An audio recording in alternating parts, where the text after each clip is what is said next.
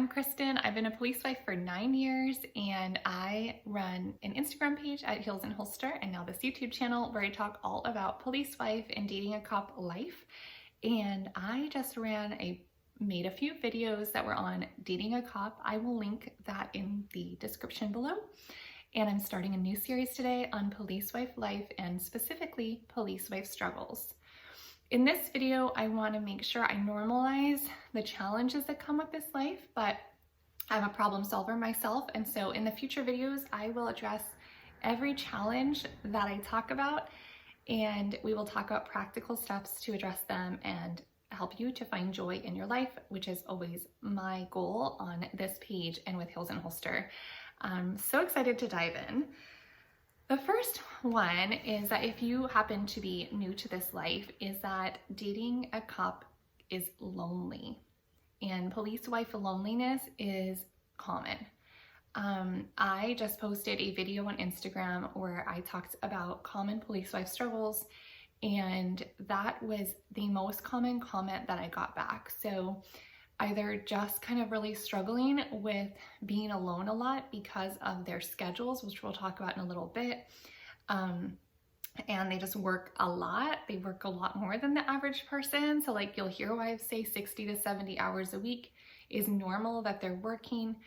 And then besides that, they need to sleep, right? So even if they're coming home, you'll also hear that you might be lucky to see your spouse like 1 hour a day. And obviously they do have days off, but those days off are not always weekend days, and so they don't always correspond with your schedule or your kids' schedule, and that can be really hard.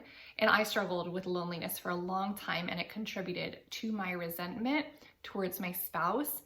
And that is just super, super common, and I am going to show you a video that will be the very first one on how to address these issues. And another thing that came up in the comments, which happened to me especially these last couple years, where we see a lot of police hate in the media and just rhetoric around it, is that there's a lot of people that said they lost friends. So they were maybe already lonely and then they lost friends due to hate, or I also see comments where their friends just don't get it. They don't understand the schedule. And I think I have been blessed that I had moved out to the city that I live in, Los Angeles, right when I had Maverick basically. And so I didn't really know anyone. And I found a mom group to join. And joining that was like such a blessing because I met one particular friend, a couple of friends in particular, I should say, but one that I would meet up with like once a month. And she was so amazing. She wasn't a police wife, but she just had empathy, you know? And so I would tell her ahead of time, like, hey, my husband's been working a lot of weekends this month, like I'd love to get together. And she would be like, sure, you know, and then we'd plan a little play date with our kids, and I'd have some adult time with her, and our kids would play, and it was perfect for me. It was exactly what I needed. So you don't need to have like police wife friends necessarily, although that's nice, but you can just have friends that like kind of get you, and it's hard to find as an adult. So we will talk about strategies around that in my next video. So subscribe to be notified. I'm going to be posting videos on every Monday. I've been consistent for over a month now on that, and that is what I'm working towards. The next thing that's kind of like this lingering thing that not a lot of people talk about, but is the police marriage statistics. So you will hear like stereotypes that police officers or law enforcement have a high divorce rate. Now that is a myth. It has been debunked. I have a blog on this topic and I link to research on that.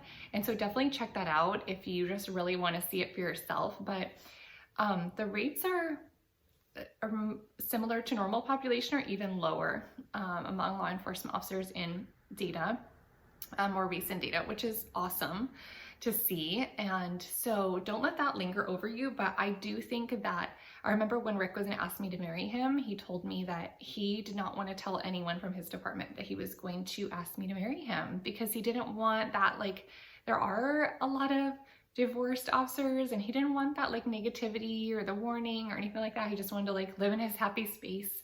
And so that's a bummer, you know, for them and for us to deal with, but just know that actually we're doing okay on that. So that might be a little bit different than you were expecting to hear from, but I think it does come up. So just address it now is good.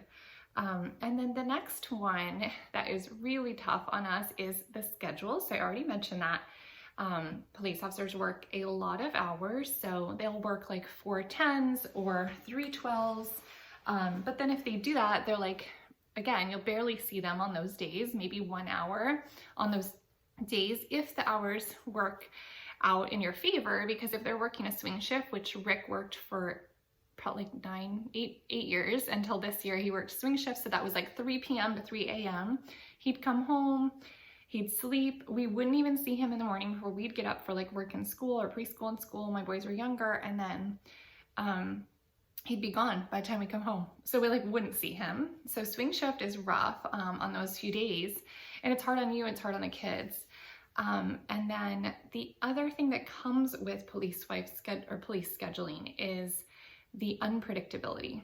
So even though they're scheduled to have time off on certain days, and you can see that on their schedule, for Los Angeles officers, we get a new, what they call deployment period every 30 days, and it does not or every 4-week period, I'm sorry, and it doesn't correspond with the calendar days. So we might get it the second week of the calendar. We get his next 4-week period. It's super hard for planning, but I have a video on planning and I will link that below. I do like to try to plan anyway, to like look ahead and try to anticipate what his schedule would be like. Like I said, I would talk to my friend and be like, hey, he's working a lot of weekends. Like, can we get together to kind of avoid that loneliness?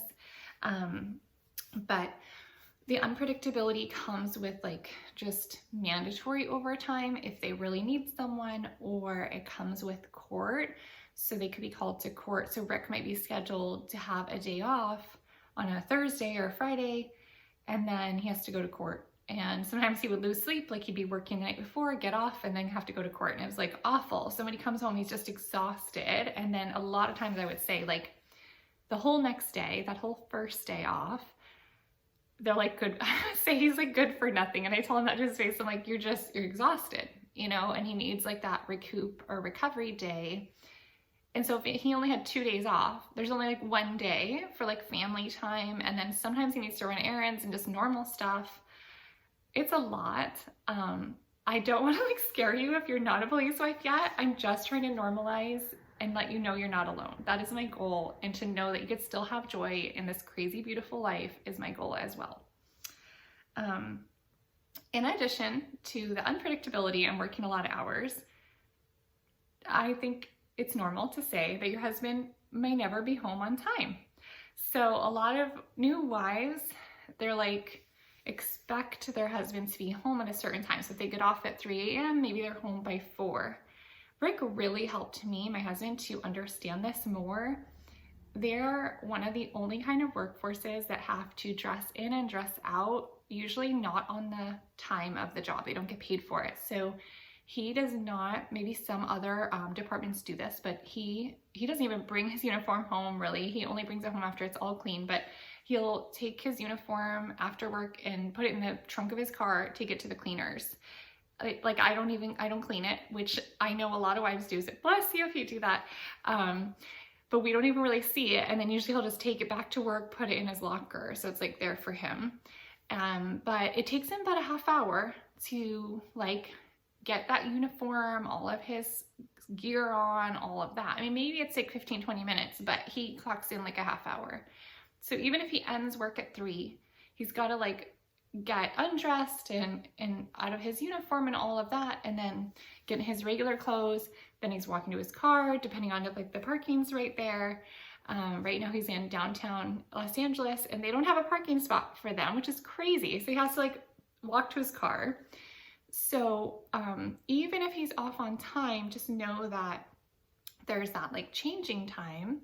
And then in addition, a lot of times they have overtime. So if they have like a late arrest or something like that, then that creates overtime for them, or something crazy happens at work. So just anticipate that for yourself. I would always give him like 2 hours after I would expect him to be home before I would start worrying, because it was just so normal for us. And I started to kind of know like, okay, he's probably gonna be 2 hours late. And then if he wasn't home and I didn't get a text from him, I would text him. But usually it was like by the time I would wake up, right? If he's working swing, if I wake up at 6 and I haven't heard from him, he's not home, I would text him. But he would normally try to find time to text me and tell me that he is running late or like had late arrest, so I would know to like not worry. One thing that really helped us is that he got a smartwatch. I will link a couple below, you guys. Like, that is awesome because then he has it on him all the time and he could text me really quick with it, which is so lovely, or send me like even a voice message, I think, with it. So lovely little like tool to have for us. Also chargers, like extra chargers, car chargers, phones that have the chargers as a part of the phone case. Like, those are awesome for our law enforcement officers. I'll try to link those below too if you're interested. And then the last kind of normal police wife struggle is night shift sleep. So sleeping alone. We are often, if our husbands are working night shift, third shift, or swing shift, we're sleeping alone, and that's really hard when you're married and you think you're going to be in this bed with this person most nights. So that's something that I think I just got used to. I have a lot of reels kind of joking about it because when you first get married, it's kind of sad. Like, you're like, oh, I don't get to, and then you kind of get used to those nights knowing, okay, my husband's gonna work Monday through Thursday this week. I'm gonna watch my shows, you know, like I love Virgin River lately, and I love like chick flick kind of drama shows, and sometimes Rick will watch them with me, sometimes it's not his style if they're like a little bit too cheesy. I think Virgin River is like a little bit on that for him, so he won't watch that with me. I haven't made him anyway. And then we have like our shows and our things that we do together when he's home at night, but I kind of got used to it. And then he switched to day shift on me this year, and he's always home at night, and I'm like, when do I get my nights? When do I watch my shows? So it's kind of funny. I think you do get used to it. So I hope that this video helped you to get to know what is kind of normal in this life. My goal, again, is not to scare you. It is to share what is normal, to help you to feel less alone. And if you enjoyed this and you are looking for some help in this area, I have a few resources. So I have a police wife devotional, which I will link below. And then I also have a 10-day guide, which is on Audible, and an ebook that is like ways to address these issues in 10 days. And so to kind of like shift your mindset, to shift your routines, and practical steps that you can take to find happiness in this life. And then I'm also starting a new coaching program, and I would love you to join. I will link that below. It is starting in January. It's a 6-week program. It's going to have live coaching sessions with me once a week that will be recorded. I'm going to have pre-recorded video lessons for you and printable handouts, and I would love to meet you on there. So I look forward to seeing you on there, and I look forward to seeing my next video. Have a great day.